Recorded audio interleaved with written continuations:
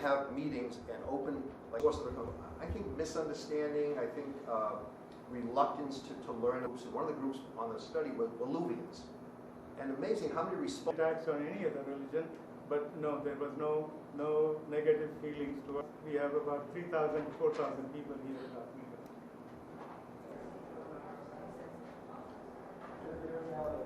I saw 3 C's today.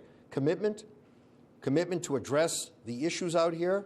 Secondly, communication, that we realize we can have the commitment, but we need to communicate with each other, not only during a crisis, but during good times as well. And third, compassion. We need to understand the other. We need to have an understanding for the problems of the other.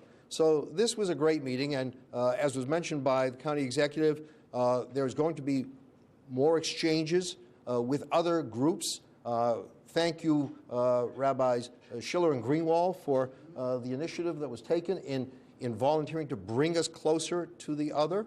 We're also going to issue a statement of principles, of things we all subscribe to as one group. And Rabbi Drill, who's here, mentioned it's not enough that we come together only when there's an attack. We need to come together to promote the blessings of being in this country.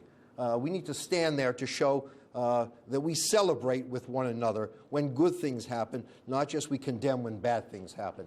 This is a beginning. This is a beginning of a concerted effort to ensure that the good people of this county never forget that, and that when we see hate, when we see people with agendas trying to change those dynamics, we will have already a group of people who will mobilize their communities to stop it. 2 things that did come out of this meeting that I think is very, very positive.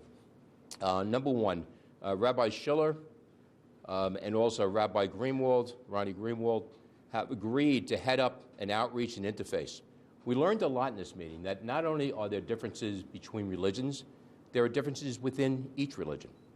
And we believe very strongly as a group it was important that we took steps to get a better understanding of each other. And that effort will start immediately. My Office of Human Rights will be directly involved, as will the Office of the County Executive, in order to ensure that we have all the tools available to get that accomplished. And again, that will be something that will continue. We have a number of organizations that have already volunteered to continue workshops, to continue forums, to make sure this effort doesn't die today, and it continues going forward. This meeting was charged with dealing with groups that cherish their own identities, and that model of how to maintain the integrity and the passion of one's own group identity while still respecting and having empathy towards other groups is the problem which confronts Ramapo, Rockland, America, and the entire world. So I think that's where here something is happening very different. That we're not saying abandon your identity and become subsumed under an Anglo-Saxon society or abandon your identity altogether, but maintain your identity and find within your tradition those sources that speak about respect and empathy for the other. So I think that would be something new.